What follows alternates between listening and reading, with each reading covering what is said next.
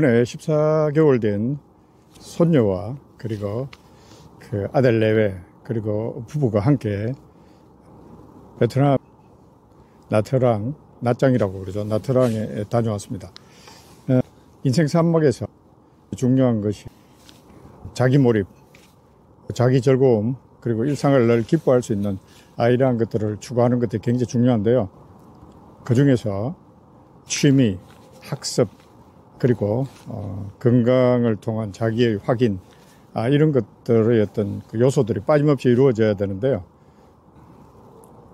자기 몰입의 가장 대표적인 것들이 취미, 그 중에도 취미와 함께 또한 우리가 일상에서의 로망이라고 할 수 있겠죠. 가장 중요한 것들, 여행이 되겠습니다. 그래서 이 여행을 아들 내외, 그리고 손녀, 그리고 부부가 함께 다녀왔습니다.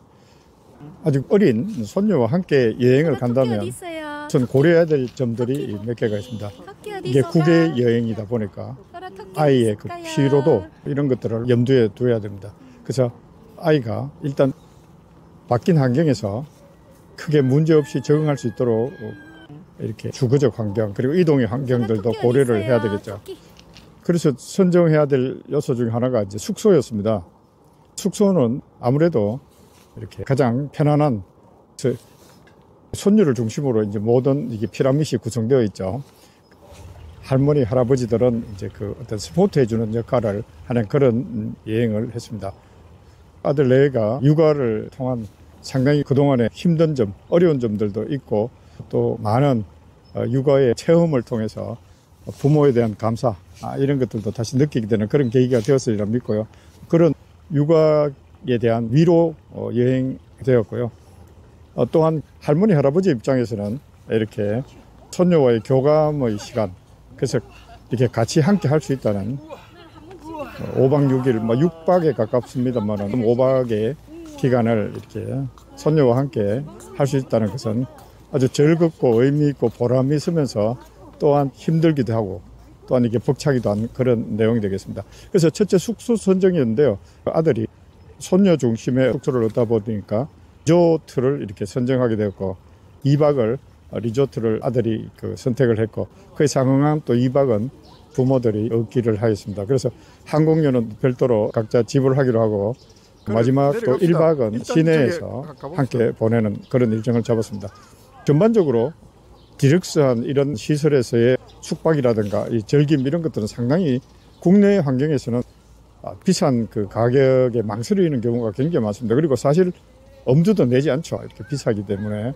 그러나 하나는 아마 제가 이 자료를 찾아본 바로는 전 세계에서 가장 가성비가 있는 관광 인프라를 갖추고 있습니다. 그래서 무엇보다 일단 저기 가봅시다. 동일한 선상에서의 그 호텔 시설로 본다면은 가장 그 가성비 있는 지역이 베트남이지 않을까 이렇게 보여집니다. 그렇기 때문에 우리나라의 많은 사람들이 베트남을 방문하는 것 같습니다. 자료를 보면 우리나라 사람들이 2024년에 약 460만 명 정도 방문한 걸로 되어요.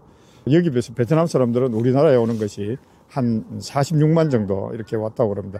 그래서 한 10배 정도 우리와 베트남 사람 간의 교류의 차이가 있을 정도로 한국인들이 이 베트남에 대해서 선호를 하고 있다 이렇게 보여지고요. 또한 그 베트남에서 누리는 디럭스가 그만한 가치가 있다면은 굳이 국내에서 비싼 돈을 들여서 갈 수가 없다면 이런 베트남에서 가족들과의 충분한 그 휴식 보내는 것도 아주 바람직하다 이렇게 보여지네요.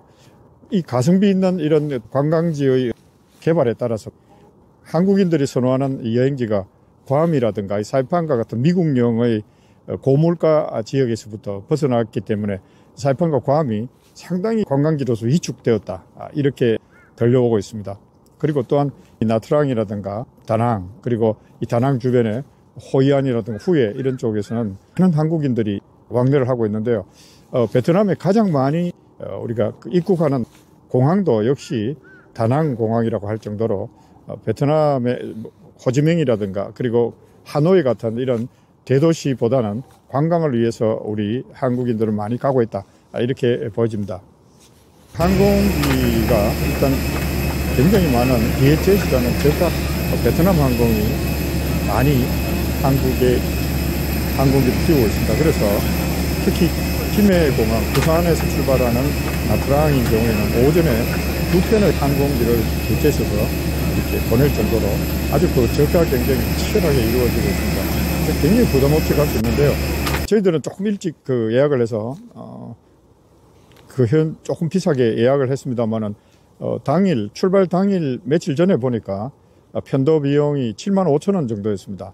그래서 이 비수기에 접어들면 뭐 이 정도의 비용으로도 왕복 15만 원이죠. 베트남 비행 시간이 약 4시간에서 4시간 반 정도 걸립니다만 이러한 여행을 충분히 할 수 있다는 것은 대단히 그 가성비가 있는 것이다 이렇게 보여집니다. 물론 베트남에 LCC 모니터가 있는 것도 아니고 또한 앉으면 그냥 아주 조금 좁죠. 사실 70cm 정도 될까요? 폭이. 그리고 또한 식사를 제공하지 않는 이런 점들은 좀 아쉬운 점이라고 할 수 있지만 그럼에도 불구하고 이 가성비는 대단하다 이렇게 보이죠.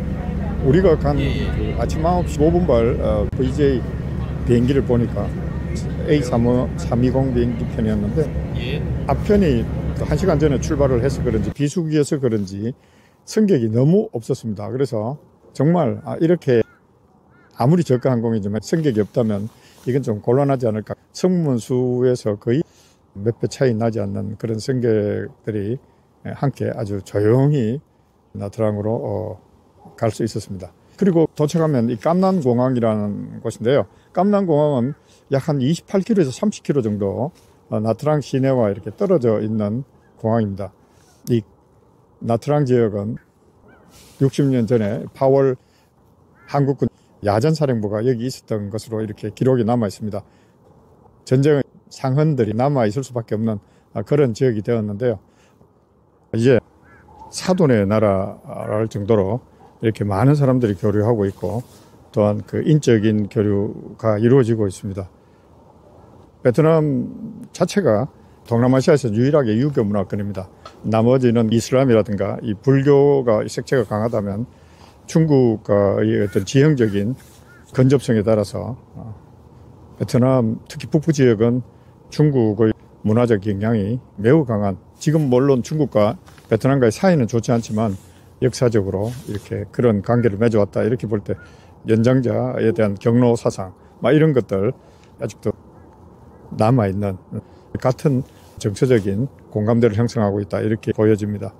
그리고 또한 그 사람들이 상당히 친절하죠. 아무래도 동남아시아에 온다면은 이런 푸근함이 보여집니다. 처음에 방문한 이 퓨전 리조트는 캄난공항에서 한 3-4km 정도 떨어진 나트랑 시내의 남쪽에 위치하고 있습니다. 아주 그 남쪽 부분에 지금 대규모 그 관광단지를 형성하고 있습니다. 관광단지를 형성하는 그 중에 일부에서는 지금도 공사도 하고 있고 이렇게 일을 벌이고 있습니다만은 아마 조만간에 제가 볼 때는 한 20-30년 안에는 이제 나트랑은 호지명 구 420이죠. 사이공시와 이렇게 가까운 지역입니다. 그래서 조만간에 이 베트남인들의 어떤 국민소득이 높아지면 국내인들의 그 휴양지로도 충분히 대체될 수 있는 그런 것들이, 그건 우리나라도 마찬가지였습니다만은 이렇게 예상이 됩니다만은 깜난 지역에는 현재 대규모의 그 리조트들이 현재 영업도 하고 있고 또 그 건설 중에 있습니다. 그 중에 그 퓨전 리조트라는 곳을 들렀는데요. 이 퓨전 리조트의 이 좋은 점들은 특히 아이들이 있는 경우에 작은 동물원이 있었습니다. 그래서 이 작은 동물원을 볼 수 있는 그 소소한 재미, 아주 그 귀여운 동물들이 많았습니다. 여러 가지 조류라든가 귀여운 돼지, 아주 작은 돼지들도 있었고요. 아주 그 예쁜 양들, 염소라든가 아주 다양한 그런 소규모의 동물 농장을 구비하고 있어서 그것을 방문함으로 해서 아이들에게 좋은 체험이 될 수 있는 그런 것들을 구비해 두었고요. 운영을 아주 깨끗하게 하고 있었습니다. 또한 그 성인들이 방문했을 때는 제가 내돈내산입니다만은 성인들이 방문했을 때는 그 마사지 체험을 1인당 1회씩 부여를 해줬습니다. 그러니까 우리는 성인이 4명이었으니까 4사람이 2박을 했으니까 이틀간 이렇게 그 마사지를 받게 된대요. 마사지 종류도 다양한 것들을 선택할 수 있도록 해놓았고요.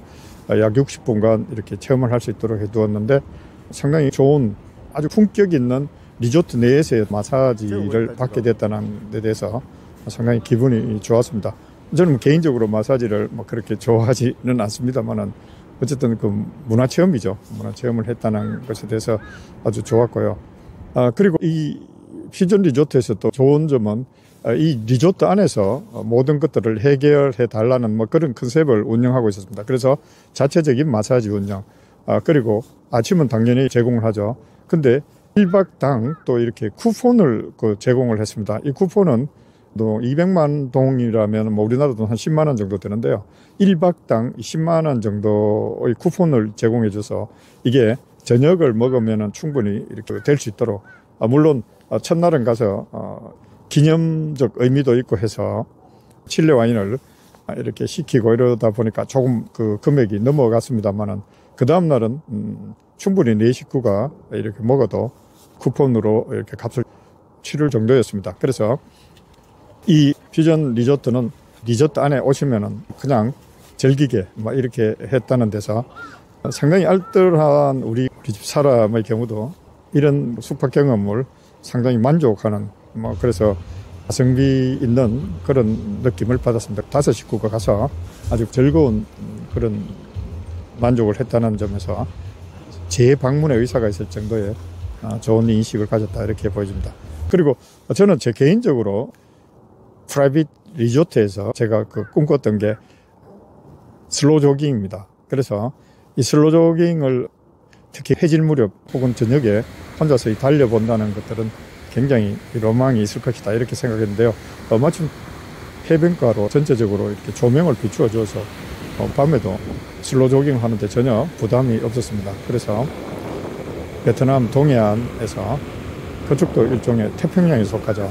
이 태평양에 속하는 중국해에서 이렇게 한번 조깅을 해봤다는 것, 그리고 이 조깅을 통해서 어떤 작은 로망들을 실천해봤다는 것, 우리가 이 점점 우리의 새로운 경험들 이런 것들을 완성해 나가는 것들이 이 노년입니다. 진정으로 자신이 하고 싶었던 것, 그리고 또 진정으로 자신이 추구하고자 하는 것들을 찾아내고 또한 점점 또 발견할 수가 있죠. 그리고 점점 또 만들어 갈 수가 있습니다. 그래서 이런 것들을 하나하나 퍼즐을 조각하다 보면 정말 인생이 풍요로워지고 새로운 역사를 쓸 수 있다 이렇게 보여집니다. 그래서 아주 그 좋은 시설의 그 리조트에서 밤바다를 이렇게 조깅한다는 것, 슬로우 조깅을 해본다는 것, 또 즐거운 추억이 되었습니다.